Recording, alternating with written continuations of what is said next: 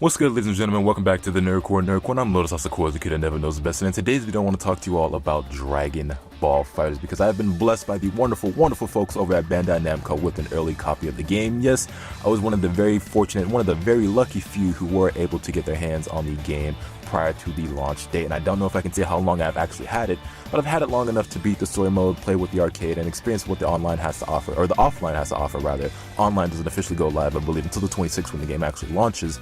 But yeah, I've had my fair share of experience on the game so far, and I've been having a lot of fun. And I kind of want to bring you guys, my thoughts, my opinions, kind of a review on the game so far, and what I think about it. We haven't gotten experience online yet, unless of course you participated in the closed beta and the open beta, which I did, but we're not talking about that here today. But I have a lot of other things that I want to talk to you guys about. So again, thank you to the folks over at Bandai for getting me this game early. I honestly was kind of blown back when it happened because I remember it wasn't that long ago that I was one of the people just sitting on YouTube watching, YouTubers get their hands on early copies of games and making content or like talking about it, and just seeing them have all the fun while the rest of us had to wait, whether it was a few days before, whether it was even the day before. I was kind of envious, not really jealous, but it was like, dang, I wish that could be me. And now, hey, it is me, so follow your dreams, I guess. Here's how I don't know. But yeah, man, Dragon Ball FighterZ, dog, where do I even start? I mean, the game's a lot of fun. It's a lot of fun. The gameplay is very simple to get into, but very difficult to master, especially if you're somebody who does not have prior experience with 2D anime fighters such as, like, I don't know, Blaze Blue, Guilty Gear, Skullgirls, I would say even, games like that. And personally, I don't really have experience with those games. I've played a little bit of Guilty Gear, but I wouldn't say I'm experienced in the game. I mean, I played it for a while, just to kind of like get myself into the mindset and kind of the idea of what I would expect fighters to feel like. And Guilty Gear is a great game. It's a lot of fun, but I wasn't very good at it at all. And I'm not exactly very great at fighters either, but that's going to change with time. But yeah, man, the gameplay of FighterZ is definitely very solid, and if I had to compare it to any other game, I would say that it reminds me a lot of Guilty Gear, as you might imagine, considering this game is also developed by Arc System Works just as Guilty Gear was. And this kind of feels like a game that has Guilty Gear's skeleton with some Marvel vs. Capcom influences, but kind of a watered-down version of Guilty Gear. And what I mean by that is that the game's very easy to pick up, very difficult to master. I said that earlier, and the reason why I would say something like that is because you have things like auto combos in this game, right? And if you don't know what an auto combo is, let's say for example, you could hit square 5 times and that's a full string and that's a full combo. Or you could do like triangle like 5 or 6 times and that's a full combo that will automatically combo into your character's level 1 super.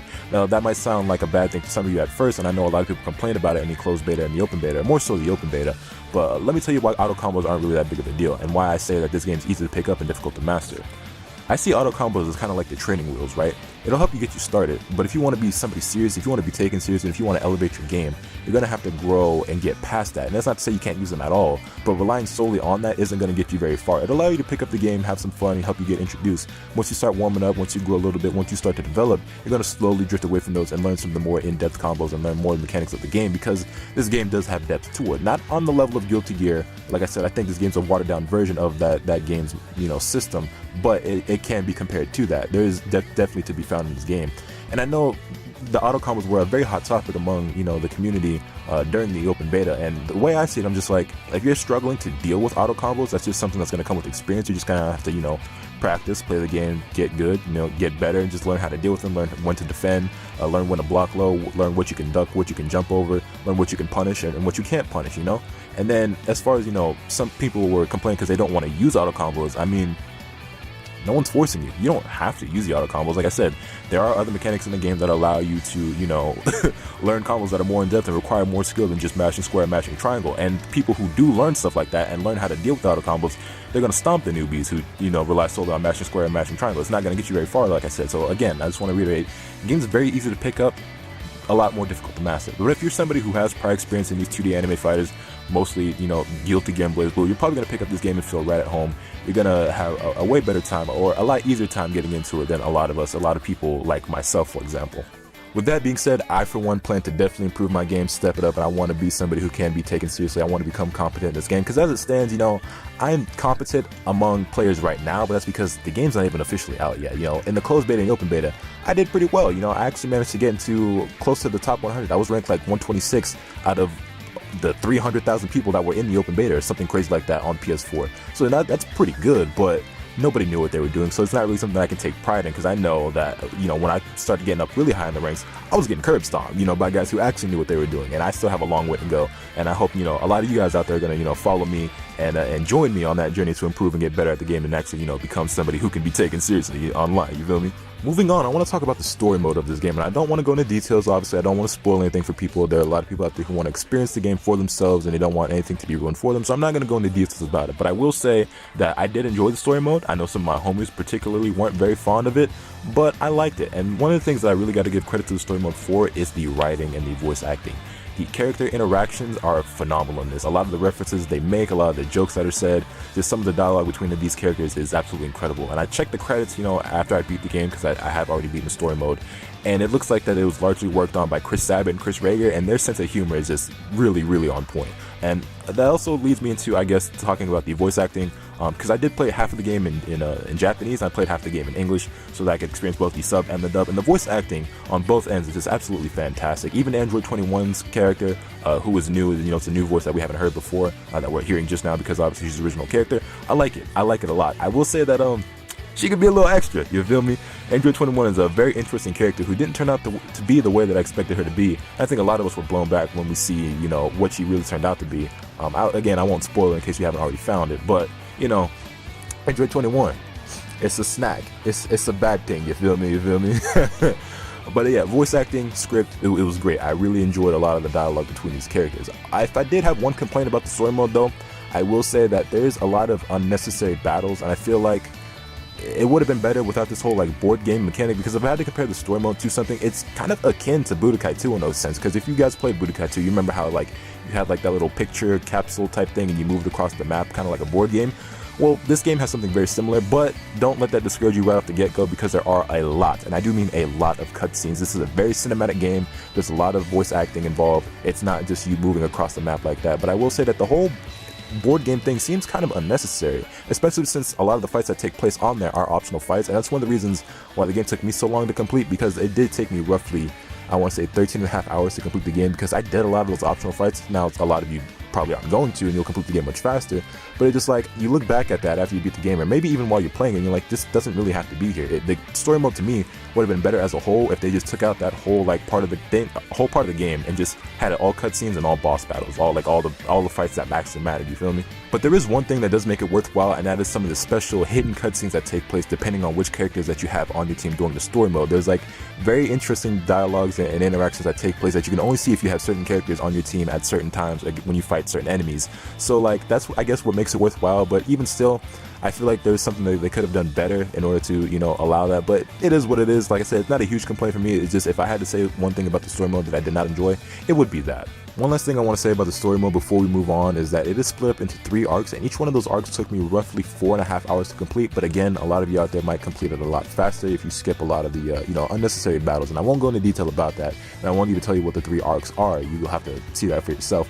But yeah, all in all, I personally enjoyed the story mode. I know some of my friends didn't, but teach their own. I thought it was a lot of fun. Oh, and another thing that I really got to give credit to is the music in this game, because the soundtrack is fire. It is absolutely phenomenal. This might be one of my new favorite soundtracks from not just any Dragon Ball game, but just video game in general. A lot of these songs are just really, really good, to the point where I would have the game open just playing in the background so I could hear the music when I wasn't even playing the game, when I would just be on my phone or just reading or cleaning up or something, because I just think the music is just that good. If I had one more little nitpick about the game though, it would be the tutorial mode. Now, the actual training mode is great. You have a ton of options, and the option to remove the HUD for screenshots is great. That's probably going to be one of my favorite features, more so than even being able to practice in there. That's just something that just makes my life easier, as a content creator, for making thumbnails and things like that.